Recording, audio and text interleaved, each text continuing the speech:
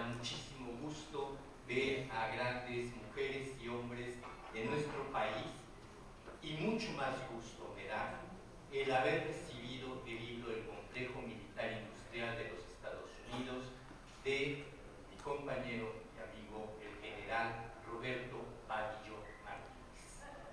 Cuando me llamó, me dijo que tenía el libro, inmediatamente recordé toda una serie de batallas comunes a favor de la patria verdadera, la patria que nos enseñaron a amar y a defender durante un proceso como legisladores de la nación. Y sabía yo que en este libro iba a encontrar elementos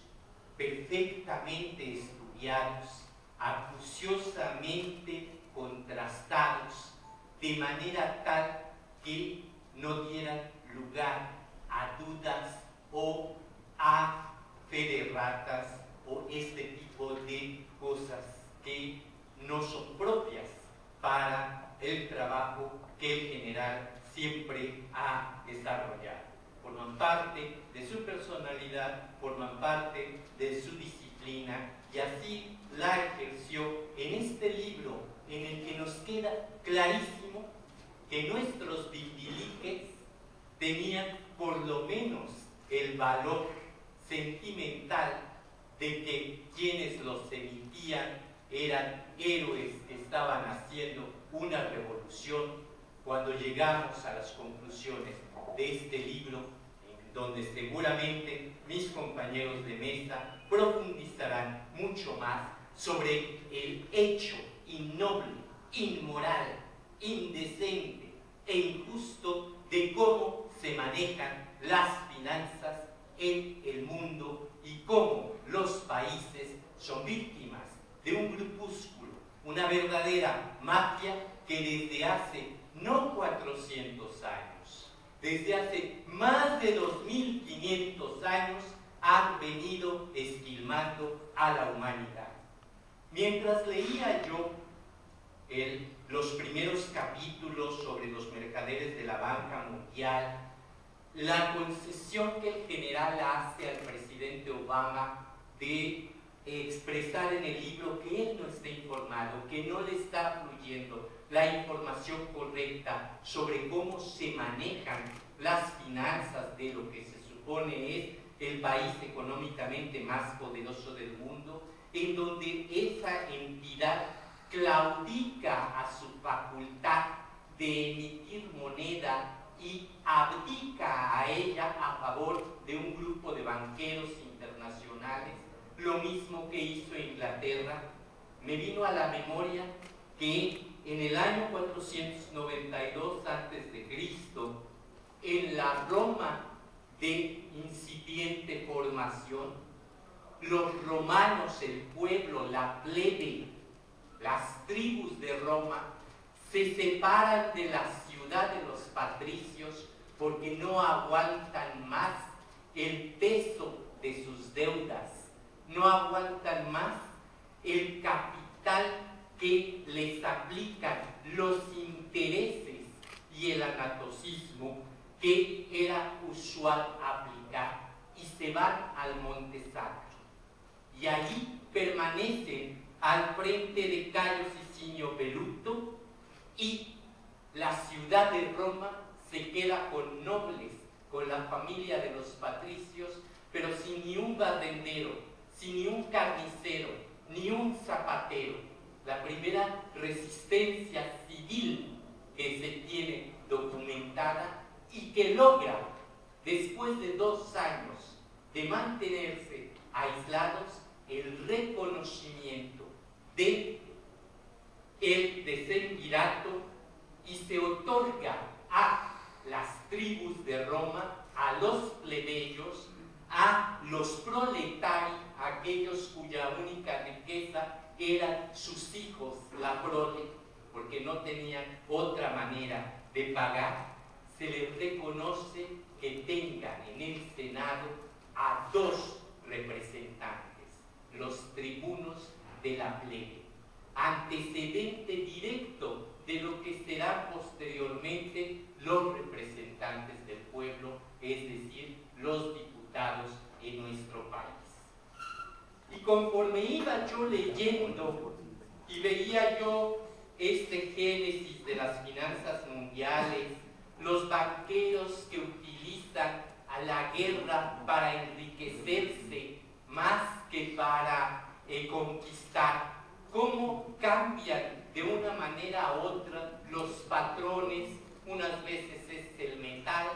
el oro, la plata, otras veces es el papel, son las obligaciones, dependiendo de cómo puedan ir ellos manipulando a manera de irse enriqueciendo más y más y más.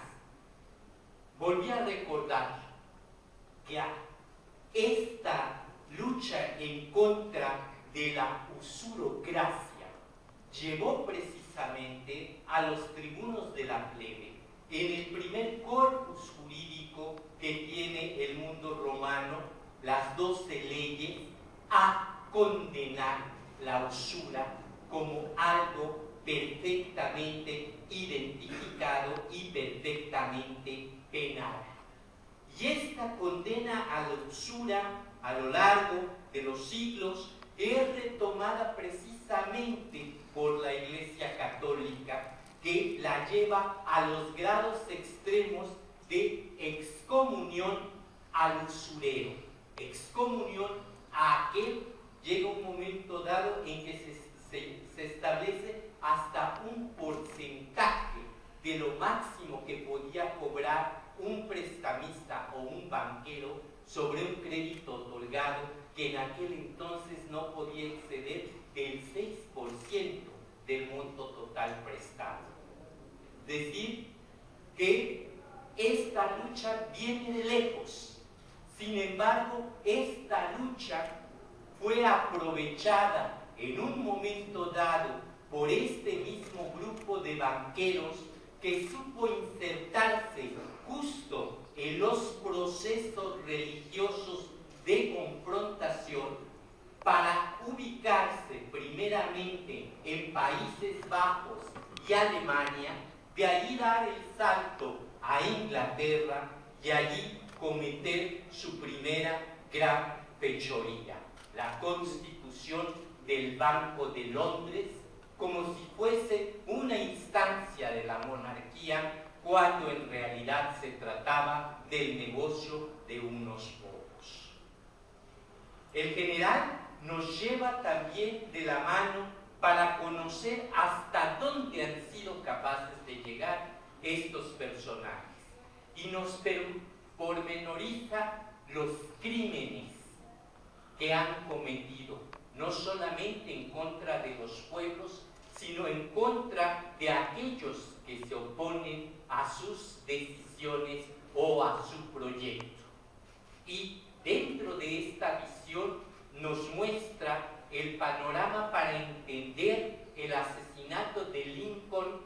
como parte de una conjura impulsada por este grupo,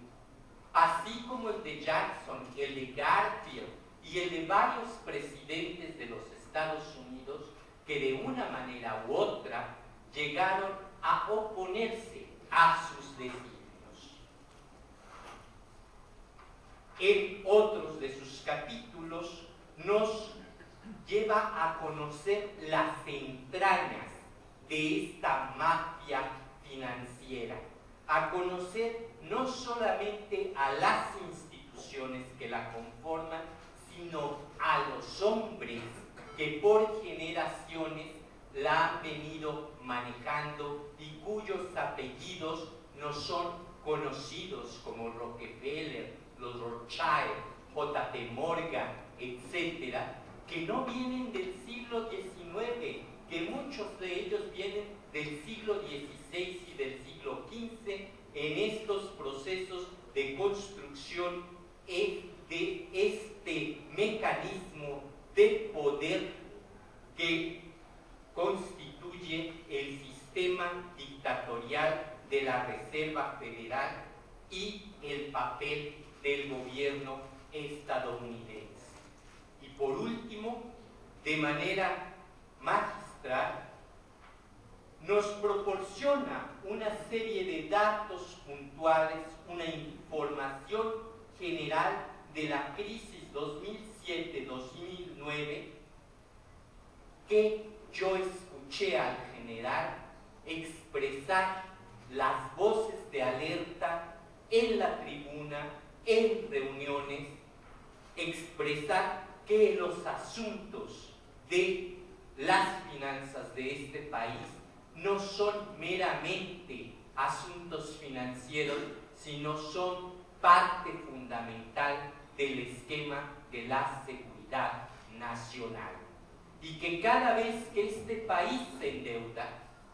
este país está endeudando no solamente a su economía, sino está endeudando su futuro, está endeudándose